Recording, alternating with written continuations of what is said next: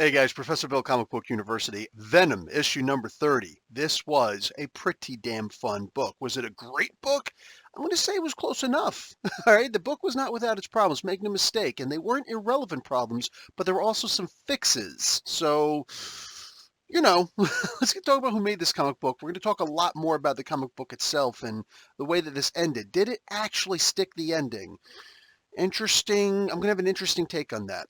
Donny Cates is the writer, Luke Ross on art, Jesus Abertov killing those colors, baby. VC's Clayton Cowles doing the letters, Ryan Stegman, JP Meyer, and Frank Martin doing the cover art, Aaron Cooter and Frank Miller doing the variant cover, Anthony Gambino in design, and let's go from there. Venom Beyond the Finale, 5-issue arc. It's usually 6, right? And while you've heard me, I imagine, you've many times heard me say, an arc shouldn't have to always be 6. F Marvel. Marvel can kiss my butt. It shouldn't always have to be this and that and the other thing. Maybe they made it smaller this time because they're going to include the free comic book day stuff in here. Saying from Venom. When they get to the trade paperback, it's a good possibility because that's where they actually introduced Virus in here, this version of Matt Gargan. Gargan's arc in here was, I can see why now they had to put the armor in there because the armor just didn't make sense. The virus armor, it didn't make sense until this issue, which they still could have figured out on their own anyway. Whatever it is, it's a new take on Gargan. It's something new with him. I don't have any problem with this whatsoever, just trying to mull it over. And maybe it's not worth even reading into. It was just cool to see something new. Also, the way that he was handled at the end. So, by having a 5-issue arc, though, listen, man, I'm all down for shortening or lengthening an arc instead of just the standard 6, but it's still got to not feel rushed. And by this only having 5 issues, this book felt very different from all the other books. Case in point, you remember issue number 26 where this arc started? What universe did it say this was in? It said that this was in Earth 1610. Go back and look at it. Towards the end of that book, I just did. Go back and look at it, Earth 1610, right? And now, in this book, finally, it's saying Earth 1051. Maybe they snuck that in someplace else. I don't know. But I remember talking about it like, oh, they're in Earth 1610. And then a lot of us wondering, well, then why is this Reed Richards here, this crazy Reed Richards? Because we know that Earth 1610 Reed Richards is actually the maker. So this is the thing about consistency and continuity. Marvel has typically done it far better than DC could ever try and rein itself. Like, we're going to need how many more crises to fix DC's continuity, right? But here in Marvel, this is a whole different world. So changing this to Earth 1051, I don't need an excuse. At least they acknowledged, oops, 1610 was not the right way to go. The Ultimate Universe, this was not the Ultimate Universe. So good, 1051. So this is Earth 1051. The problem is that Codex here changed with the universe, apparently, because the original Codex that we were learning about was Dylan Brock, and he was kind of a badass. He was frighteningly terrifying, right? It was like, oh my God, this is him gone bad. Now, make no mistake, I like the way that this ended. I do. But it's such a rush for him to go from, like, the first page of this book, oh, yes, I am Codex. I look a lot like the King in Black. No, I am super badass and awesome. Let me go and do my psychic investigations since I'm the symbiote whisperer. And then all of a sudden he's just like, it's closed. They shouldn't be able to do that. What's happening? Like, dude, what's up with this pussification of Dylan Brock as Codex? What just happened? He was a badass, and all of a sudden in this issue, he's just like, he's this crying little simpering wimp, and it's like, oh yeah, he's getting his ass beat. Before that, it was like, how are they going to beat him? Now it's like, oh, it doesn't matter how they're going to beat him. They're obviously going to beat him. Like, I just need for it to be understood my experience with this, my outlook on this. As a 45-year-old guy who's been reading comic books since I was a freaking kid, getting them with the covers ripped off. Some of you guys are out there going, those were the days. Of course, those were also the days where we pirated physical copies of comics, but I didn't know. They were handed to me. I was just a kid. I grew up and I said, that's wrong, Dad. Anyway, yeah, in this issue, it's like I had no doubt that he was going to be beat, and it didn't matter how he was going to be beat. When Codex was a badass in those previous 4 issues, it was like, how's he going to be beat? Oh my God. And now it's just, he's crying. So he's obviously going to get his butt kicked, you know? Mind you, I'm okay with guys, because somebody's going to be brand new to the channel saying, you're one of those guys who says men shouldn't cry. I cry during comic book videos, during comic book reviews. Don't watch one review and go, I've got this guy figured out. Don't do it. Don't do it. Anyway, so everything else in this is just, I don't know. It's weird. It's all tainted by the beginning of this, where they're just like, let's make Codex weak. The problem is I really do like everything else that happens in this comic book. The reason you could tell that the reason why they weren't able to win was because Anne Weying is a mom.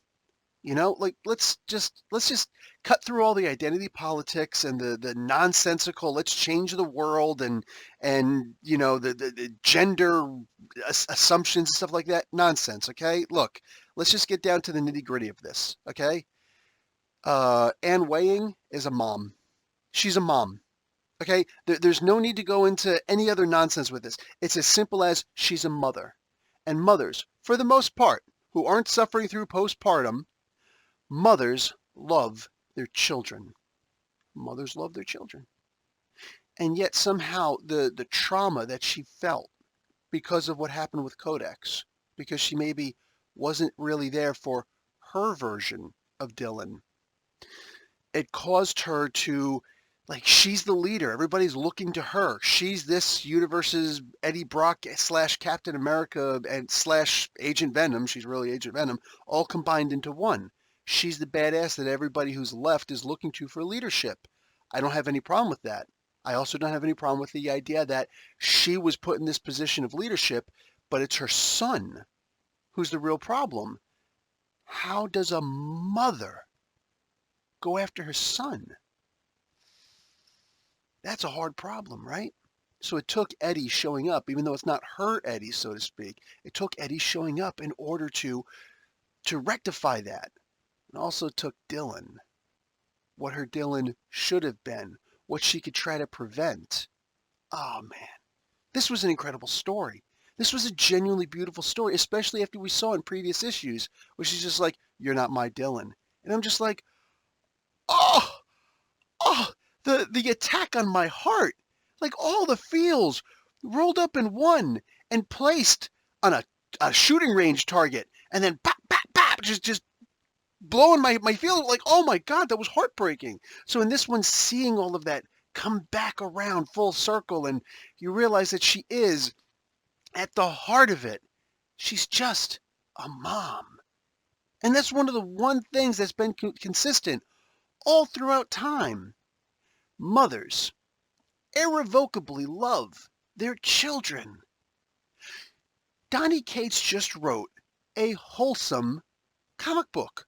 Granted, with symbiotes and things like that flying around. but it's a wholesome comic book at its heart. This is one of the things.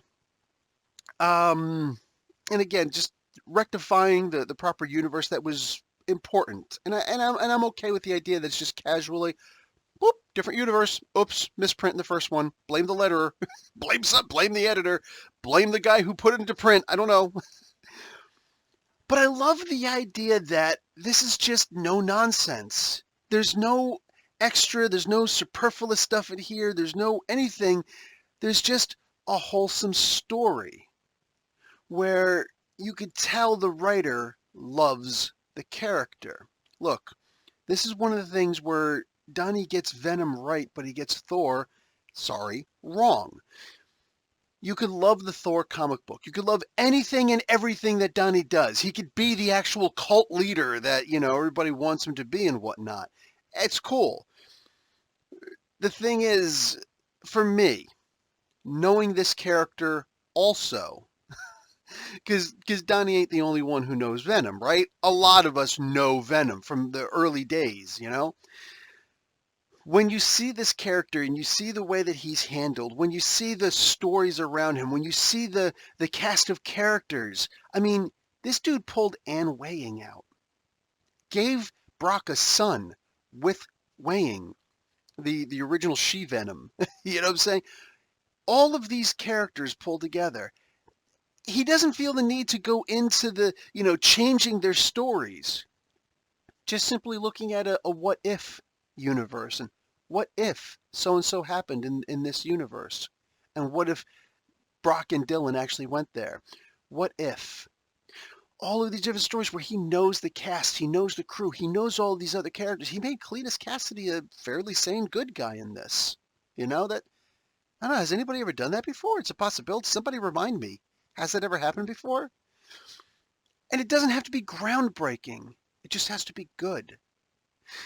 The problem that I see with Thor is that I don't care how much Donnie professes to love Thor or professes to love Aaron's run and whatnot, because you could love Aaron's, or he could love Aaron's run. I could hate Aaron's run, and I could still love what Donnie's doing with Thor right now, but I don't.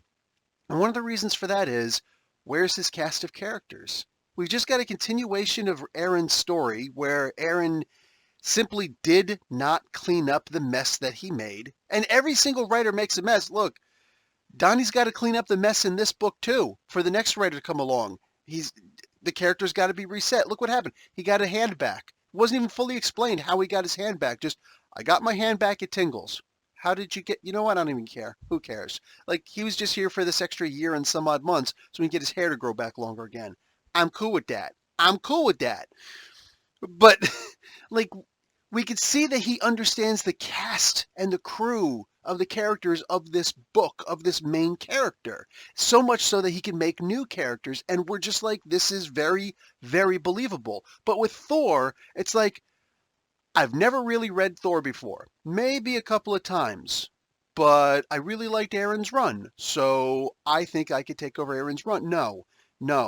To me, it's one of those things where you clearly just don't get Thor. You don't understand the character of Thor. You really don't know his side action. That came out wrong, but I'm going to stay with it anyway. There's no edits here. You don't understand Sif. You don't understand Heimdall. You left him dead. How did you leave him dead? Where's Odin? At some point, we're going to see Odin. He's going to be off on a freaking lounge chair in Aruba or something like that one of these days. Like, that's what we're going to wind up seeing, because that's what Donnie relies on, bam, ooh, hocus pocus, presto changeo in Thor. Here, we don't need to see a lot of that. We just get an incredible story that just flows, and it's great. He throws in a curveball. We might not see it coming, but when it gets here, it makes sense, and we could see the mathematical formula of the trajectory of that freaking curveball. Over there, it's just, oh, didn't see that coming. Oh, didn't see that coming. Oh, didn't see that coming. Yeah, but his Venom is really good. That's the way that I see it. The difference between these two books is really just the love of the writer. This is why I say, if you're not a fan of a character, you shouldn't be writing him. It's as simple as that, because this isn't a math book. You know what I'm saying? I don't love math, but I understand math. So I can write a technical manual. I've written a few. If you have a cell phone, there are 2 technical manuals that I wrote on your cell phone. But here, he clearly knows and loves these characters. So much so that everything just feels fluidic. Everything just feels like boom. So by the time you get to the end of this book, you could tell that we're done with the whole God is coming thing. Oh, by the way, cringe on the freaking that one more God is coming. It, once again, the simpering Dylan. It's almost like on their earth, their God is coming. Really? Imagine that being voiced in a TV series or in a movie where Dylan, future Codex, actually goes and says that in a movie. There's no way to make that sound cool. There's absolutely no way. With all the other God is coming, God is coming, God is coming warnings from the characters, from the text, from the bold print. Nah, there's no way that ever sounds cool. But that being said, you can see where my real problem with this was, right? It's just so rushed the way that they weakened the bad guy as opposed to told a story where they overcome the bad guy. There was no overcoming here. There was a beating a guy who was obviously at his weakest, as opposed to overcoming this great threat. This is not the same threat that they faced in the beginning of this. But moving forward, it's cool seeing that, okay, the wait is over, as it says in here. God is here. We've got a fight on our hands. Okay, boom, done. I'm down for it. So let's see what happens now. And here's the fear that I have going into this. I've been loving Venom again. Do you remember the time where I hated Venom? The time that I hated Venom was during the last big Venom event, Absolute Carnage. Was it Absolute? Yeah, it was Absolute Carnage. That last event that Donnie was doing. Because while the Absolute Carnage event itself was, wow, really good, the Venom book itself was really just like 6 or so issues of a hot take on what's been happening in the rest of the world, and no real story here. Not what I'm looking for, with all due respect. No, I'm going to need here to actually be what we get there. So I'm really just hoping that, because I absolutely will. I will stop reading Venom if that's the case. I don't enjoy reading bad comic books, and I sure as hell don't enjoy reviewing bad comic series. You know what I'm saying? You get enough bad reviews from me on a comic book, I leave. I'm not going to just keep on reviewing the book and putting on my thespian voice, be like, oh, okay, so what happened to the book was blah, blah, blah, blah, blah. And, hey, that was pretty cool. Right? That's not who I am. You know, so I'm going to tell you how I actually feel about the comic book. I have no aspirations of Marvel or DC ever hiring me to do a freaking comic book. You know what I'm saying? So, psst. If this book turns into a recap of the real stuff, well, I'm just going to read the real stuff. I don't need to spend my money on a recap. That's my only real fear about the whole King in Black series coming up. Because we've seen already how Venom treats his main book. That can't happen. It absolutely cannot happen. The Venom comic book has to be just as relevant as the main event books. Just saying, I'm backing off from there. Guys, I'm out. This was a really long review. You mind watching an ad or two? It's up to you. But definitely like the video. Talk to you guys later. Professor Bill, Comic Book University. Class dismissed.